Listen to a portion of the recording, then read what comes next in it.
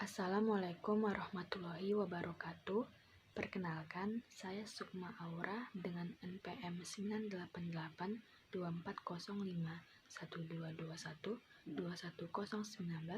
dari Prodi Sistem Informasi Angkatan 2022 akan menjelaskan tentang beberapa materi yang diberikan sebagai syarat untuk mengerjakan UAS. Ada 8 materi yang akan saya jelaskan pada video kali ini. Berikut adalah materi-materinya. Kita masuk ke materi yang pertama, ada begin with the end in mind. Nah, maksud dari ini adalah merujuk pada tujuan akhir, berarti memulai dengan pengertian yang jelas tentang tujuan Anda. Nah, mengetahui kemana Anda akan pergi, sehingga Anda mengerti di mana Anda berada sekarang, dan dengan begitu Anda tahu bahwa langkah-langkah yang Anda ambil selalu berada pada jalan dan arah yang benar. Apakah tujuan hidupmu? Kita sebagai manusia pastinya mempunyai tujuan akhir dalam hidup. Nah, ibarat sebuah kereta api yang memiliki tujuan akhir yaitu stasiun tujuan. Nah, hidup kita harus memiliki sebuah tujuan akhir juga, di mana mungkinnya sepanjang perjalanan hidup akan bertemu atau akan berhenti di tiap-tiap stasiun yang memang searah dengan tujuan akhir kita. Tapi intinya pada akhirnya itu kita sampai di tempat tujuan akhir kita. Nah, hidup harus seperti itu juga ya. Kayak setiap ada awal pasti ada akhirnya kan? Mulailah segala sesuatu dengan gambaran akhirnya. Jadi jika kita memulai, pastinya ada akhirnya. Jadi pas kita akan memulai sesuatu, kita udah harus bisa memprediksi akhirnya gimana, hasilnya gimana. Nah, diperlukannya usaha dalam mencapai hasil akhir, karena usaha tidak akan mengkhianati hasil. Langkah memutuskan tujuan Anda. Yang pertama, perhitungkan seberapa berharga impian itu untuk Anda. Pastinya kita sebagai manusia mempunyai impian. Nah, pastinya impian itu juga sudah kita pikirkan matang-matang kan, karena impian itu adalah jalan pertama untuk mencapai kesuksesan dan jalan pertama yang bagaimana kita tahu kita ingin jadi apa gitu kan. Nah, jadinya kita perhitungkan dulu seberapa berharga mimpi itu untuk kita gitu. Apa itu kalian cuman ikut-ikut teman doang, atau itu impian dari kalian sendiri gitu, dari diri kalian sendiri. Nah, yang kedua, tuliskan impian kalian, entah itu dalam pikiran maupun di dalam diary. Nah, yang ketiga, tentukan momen yang sesuai. Momen yang sesuai itu maksudnya momen yang sesuai dengan impian kalian gitu. Kapan kalian akan memulai dan kapan kalian akan berjuang untuk mimpi tersebut. Terus kemudian yang keempat tuh lakukan. Nah, tahap ini adalah kalian harus melakukan apa yang kalian impikan tadi. Kayak kalian kan sudah merencanakan impian kalian mau seperti apa. Nah, lalu kemudian kalian lanjutkan dengan lakukan impian tersebut. Terus yang kelima ada berjuang. Nah, berjuang di sini maksudnya kalian kan sudah melakukan. Nah, nggak mungkin dong kalian tiba-tiba berhenti di tengah jalan gitu. Nah, berjuang untuk sampai di titik akhir. Itu maksudnya dari kelima langkah memutuskan tujuan ini. Niscaya kalian pasti akan mendapatkan akhir yang indah jika kalian melakukan 5 hal tersebut. Mengapa penting untuk mempunyai tujuan akhir? Nah, saat kita tidak mempunyai tujuan, artinya kita berada dalam persimpangan. Nah, sehingga jalan yang kita pilih itu nantinya akan mempengaruhi kita selamanya. Ibarat kayak di persimpangan nih, kita masih di persimpangan, kita bingung nih mau belok kanan apa belok kiri. Nah, jika kalian belok ke kanan maupun belok ke kiri, nah itu jalan yang kalian pilih nantinya. Nah, jadi tuh tentukan mimpi kalian itu sekarang juga, dan atur strategi dalam meraihnya, pegang prinsip dalam mewujudkannya. Niscaya kelak kalian akan berada di jalan sukses. Kesuksesan pasti akan menghampiri kalian. Kita masuk ke materi kedua, yaitu put first thing first. Nah, utamakan yang pertama. Nah, dalam hidup itu pastinya selalu ada hal penting dan hal yang kurang penting atau bahkan nggak penting sama sekali. Nah, kayak secara sederhananya kita bisa membagi aktivitas untuk menentukan mana yang penting, mana yang tidak penting, mana yang mendesak, dan mana yang tidak mendesak. Nah, kayak seringkali nih seseorang nggak bisa membedakan antara sesuatu yang penting dan mendesak. Kayak contohnya, mengangkat telepon yang sedang berdering adalah hal yang mendesak, tetapi belum tentu penting. Nah, mendesak karena setelah beberapa kali berdering, telepon itu akan mati kembali kan? Nah, dan kesempatan mengangkatnya tuh jadi hilang. Sementara yang pentingnya itu bisa kita pikirkan atau bisa kita ketahui belakangan, kayak pas kita angkat, oh ini penting nggak gitu. Terkadang pun kalau misalkan teman kita nelpon gitu kan, kayak kita kan belum tahu nih dia ini mau ngomongin tentang pekerjaan atau PR kah, atau mau ngajak main doang gitu kan. Jadi pas kita angkat baru kita tahu kayak sebenarnya telepon ini penting gak sih gitu. Mengapa sih hal yang penting itu harus didahulukan? Nah, karena bisa jadi hal yang penting itu hanya menghabiskan 20% waktu mengerjakannya, namun memberi dampak 80%. Sementara sisanya hal-hal yang tidak penting akan menghabiskannya 80% waktu kita, dengan hasilnya yang hanya 20%. Nah, jadi udah kerasa banget kan, kayak kenapa kita harus mendahulukan hal yang penting gitu. Karena kalau misalkan kita mendahulukan hal yang tidak penting, bakalan rugi di kitanya gitu. Padahal hal penting itu bisa menyelesaikan atau bisa mendapatkan mungkin 80% hal yang berguna. Seperti itu. Kita masuk ke materi berikutnya, yaitu ada integritas.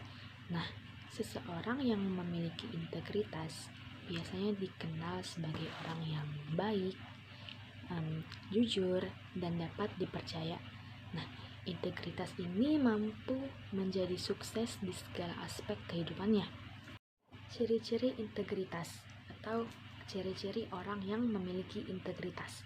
Yang pertama, mempertanggungjawabkan aksi mereka. Karena kalau misalkan kita melakukan sesuatu, kita harus mempertanggungjawabkannya kan. Jadi orang yang memiliki ciri-ciri integritas itu mampu mempertanggungjawabkan aksi mereka. Nah, yang kedua, mendahulukan kepentingan orang lain di atas kepentingan diri sendiri. Sebenarnya ini plus minus ya, tapi orang integritas pastinya akan mendahulukan orang lain ketimbang dirinya sendiri. Nah, yang ketiga ada konsisten antara prinsip hidup dan tindakannya. Jadi nggak kayak tindakan doang gitu, pastinya diiringi dengan prinsip hidup juga dan juga tindakannya. Jadi balance lah antara keduanya. Yang keempat itu jujur dan dapat dipercaya. Nah, ini nih penting banget ya dari orang yang memiliki ciri-ciri integritas, jujur dan dapat dipercaya. Karena kalau misalkan dia tidak jujur, suka bohong, dan gak dapat dipercaya, gak mungkin kan dia menjadi sosok pemimpin. Karena pemimpin itu harus hukumnya mempunyai sifat integritas. Karena kalau misalkan tidak, ya berarti dia tidak pantas jadi pemimpin. Nah, lalu ada menghormati orang lain. Nah, kita harus menghormati orang lain kan, entah itu muda, tua, karena umur itu enggak selalu, bukan hal yang kayak dia masih muda nih, nggak perlu dihormati lah, kan aku lebih tua gitu. Nggak bisa gitu ya, kita harus menghormati orang lain siapapun orangnya.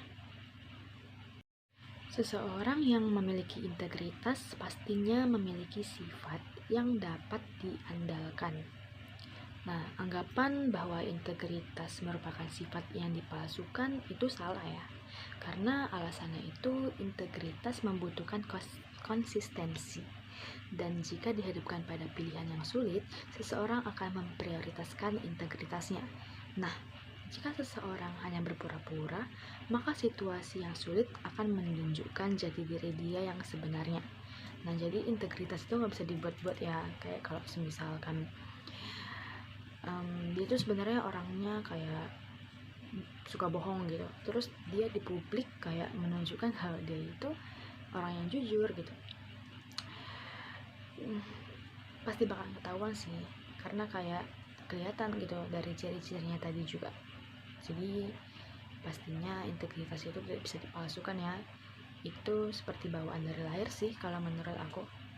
Tapi ya tergantung kita masing-masing sih yang mau berubah atau gimana. Tapi ya itu tadi, integritas itu yang paling mencolok itu adalah jujur dan dapat dipercaya. Manfaat integritas. Manfaat dari orang yang memiliki sifat integritas. Yang pertama, secara emosional, dapat terlatih menjadi pribadi yang selalu termotivasi dan mudah beradaptasi. Yang termotivasi ini kayak dia itu gak harus kayak aku yang bener nih, aku gak pernah salah. Nah, dia termotivasi dari orang lain. Kalau misalkan orang lain memberikan masukan, dia tuh nerima gitu, dia menjadi termotivasi gitu, bukan kayak jadi apa sih namanya, bukan kayak jadi membela diri sendiri, kayak nggak perlulah kamu memotivasi aku, nggak perlulah nyeramain aku karena aku ini udah bener. Nggak gitu ya, nggak gitu, nggak boleh kayak gitu dong ya kan. Dan mudah beradaptasi, jadi dia dimanapun bersama orang baru pun dia mudah beradaptasi. Nggak harus yang langsung ngobrol SKSD langsung gitu lah pokoknya, tapi kayak mudah beradaptasi itu mampu menyesuaikan diri dengan lingkungan yang baru dan juga mampu membuat orang lain nyaman kepada dia sehingga dia pun diterima di lingkungan barunya dan mudah beradaptasi, lalu akan mendapatkan kepercayaan dan memiliki pengaruh positif terhadap lingkungannya. Nah, ini tadi kayak kalau misalkan dia sudah mudah beradaptasi gitu kan, jadinya dia mendapatkan kayak orang seneng nih sama dia, terus dia dapetin kepercayaan dari orang lain. Dan kalau misalkan dia memiliki sifatnya positif apalagi, jadi kayak ya orang-orang di sekitarnya itu bakalan jadi positif juga gitu kan. Karena kalau misalkan kita ketemu orang yang positif, pastinya kita bakalan ikutan positif gitu. Kayak kalau misalkan kita ketemu teman yang ambis dalam belajar, kita juga pasti kecipratan ikut jadi rajin belajar gitu kan. Nah, lalu mampu membangun hubungan sosial yang baik.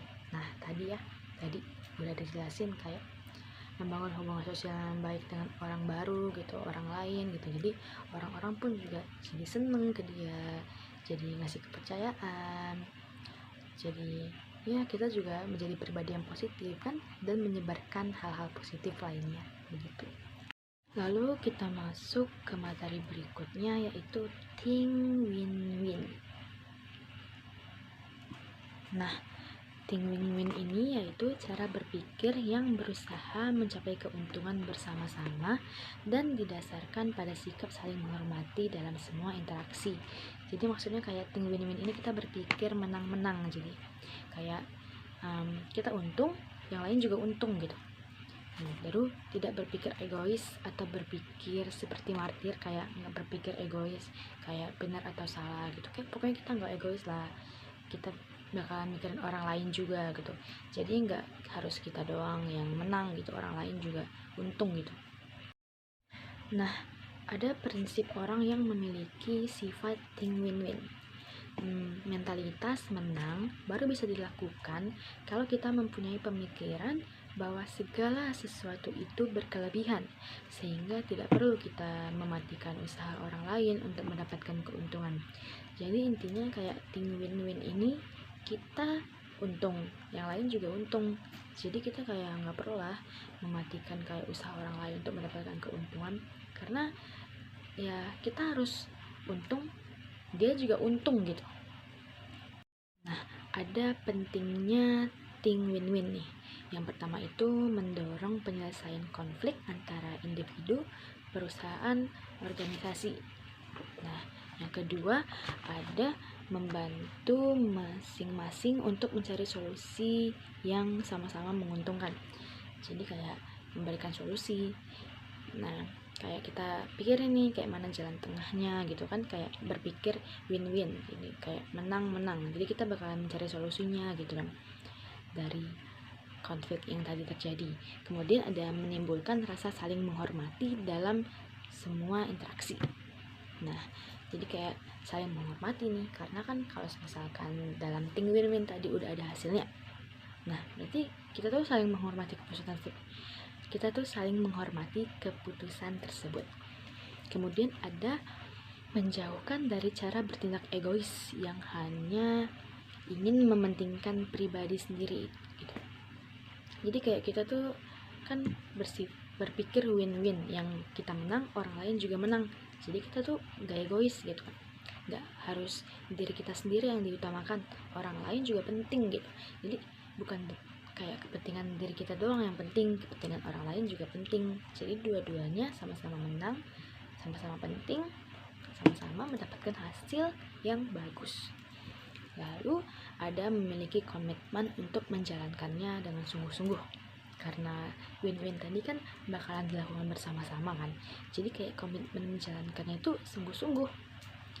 Lalu ada memiliki sikap empati terhadap situasi yang dihadapi orang lain, karena ini tadi ya, berpikir win-win, menang-menang. Jadi kita tuh bukan memikirkan diri kita aja, orang lain juga kita pikirkan gitu. Jadi kita untung, mereka juga untung. Nah, jadi kan kita memiliki sifat empati terhadap situasi yang dihadapi orang lain juga, dan punya empati pada diri kita sendiri juga. Nah, itulah dia dari ting win-win itu tadi. Lalu masuk ke materi berikutnya, ada seek to be understand. Nah, maksud dari ini adalah kemampuan memahami orang lain terlebih dahulu. Nah, kayak jalan kepada efektivitas dan keberhasilan ini masuk ke kategori keberhasilan publik, dan bukan lagi keberhasilan pribadi diri seseorang gitu. Tetapi hanya orang sukses dengan pribadinya yang dapat sukses dengan publik. Kebiasaan tersebut membuat seseorang berhasil dalam hubungan-hubungannya. Nah, maksudnya kayak kemampuan memahami orang lain terlebih dahulu. Kayak kalau misalkan orang lain ini bercerita gitu, nah kayak kita mendengarkan, memberikan solusi. Karena topiknya kali ini adalah diri dia, jadi kita fokus pada diri dia kan, dan memahami diri dia gitu, memahami orang yang sedang curhat sama kita. Kita masuk ke materi ke-6, habit ke-6, yaitu sinergi.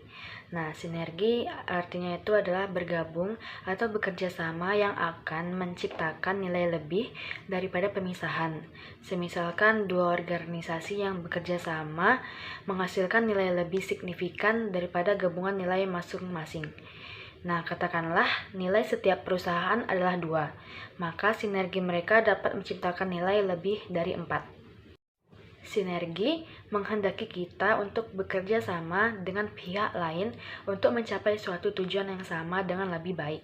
Bila kita bekerja sendiri, 1+1 mungkin hanya akan menjadi 2. Nah, tetapi jika kita bekerja sama dalam satu tim, tidaklah mustahil 1+1 menjadi 3, bahkan bisa lebih, karena kita melakukannya secara bersama-sama.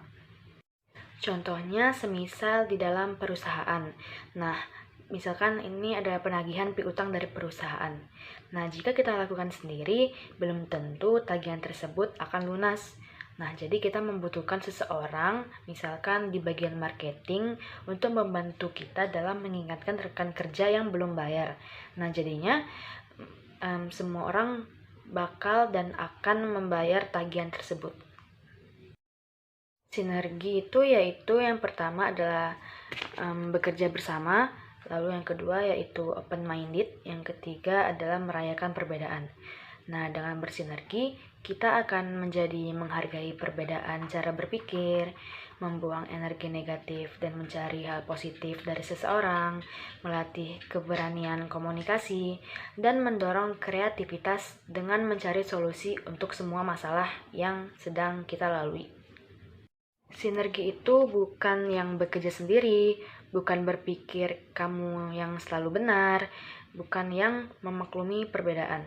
Sinergi itu bukan hanya tentang satu tambah satu menjadi dua, tapi sinergi itu tentang kerjasama, kesatuan persepsi, saling mengisi kekosongan, dan orientasi pada hasil.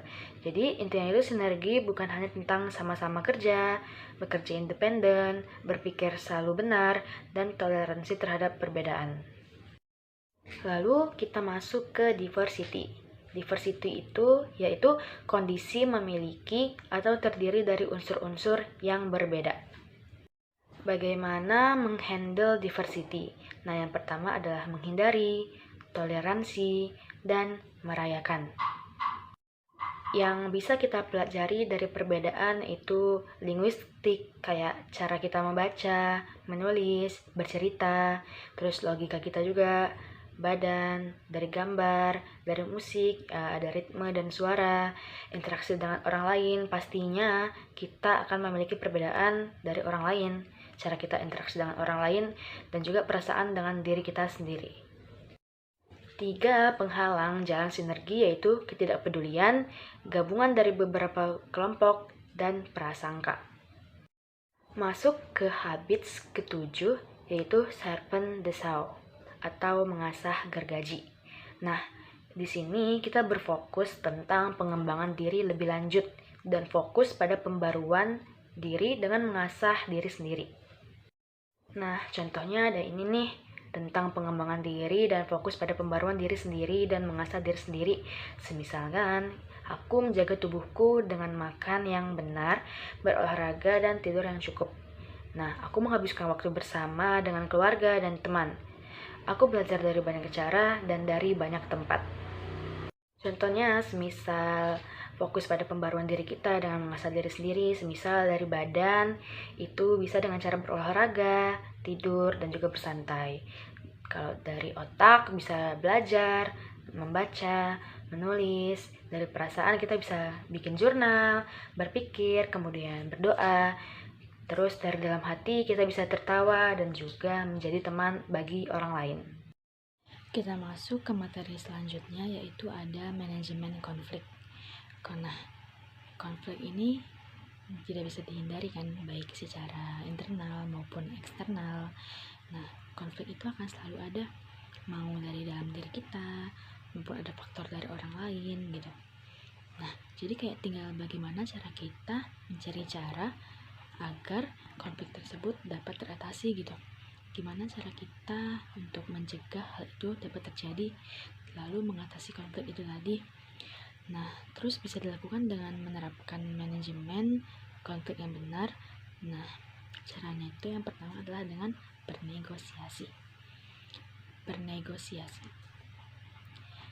Nah, apa sih jadinya manajemen konflik itu? Nah, manajemen itu adalah penggunaan sumber daya secara efektif dan efisien untuk mencapai sebuah tujuan. Nah, konflik itu adalah peristiwa yang terjadi ketika dua atau pihak lain saling bertentangan. Jadi, secara sederhananya, manajemen konflik adalah cara untuk mengelola konflik untuk meredam kemungkinan buruk akibat konflik tersebut seperti permusuhan, perpecahan, hingga persaingan tidak sehat. Nah, manajemen konflik bisa dilakukan secara mandiri, bareng-bareng, ataupun tanpa pihak ketiga, sehingga bisa mengambil kesimpulan atau keputusan yang tepat antara kedua belah pihak. Nah, jadi intinya itu kayak manajemen konflik adalah konflik yang terjadi, tetapi kita bisa mencegahnya gitu. Bagaimana cara kita mencegah dan mengatasi hal tersebut? Nah, supaya tidak terjadi hal-hal yang lebih buruk seperti kayak perpecahan, pertengkaran, dan lainnya. Karena konflik itu pasti ada gitu. Nah, jadi bagaimana cara kita memanajemen konflik tersebut agar tidak menjadi lebih buruk seperti itu.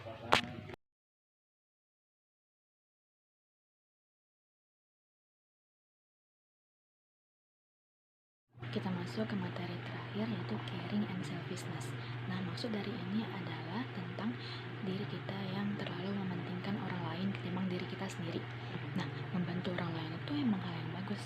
Akan tetapi untuk jadi orang baik itu bukan berarti kamu harus selalu mengabaikan kepentinganmu sendiri. Jadi, kamu tuh harus tetap memprioritaskan diri kamu sendiri gitu. Nah, ada tanda-tanda kamu adalah orang yang selfish selfish, orang yang selfless. Yang pertama adalah kamu gak bisa dan gak pernah memprioritaskan diri kamu. Dan yang kedua adalah terlalu sering minta maaf dalam keadaan apapun. Minta maaf.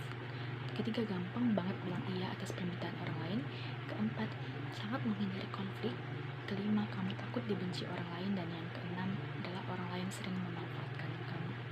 Nah, jadi kita tuh harus lebih peduli pada diri kita sendiri daripada orang lain, karena kita harus mendahulukan diri kita sendiri daripada orang lain.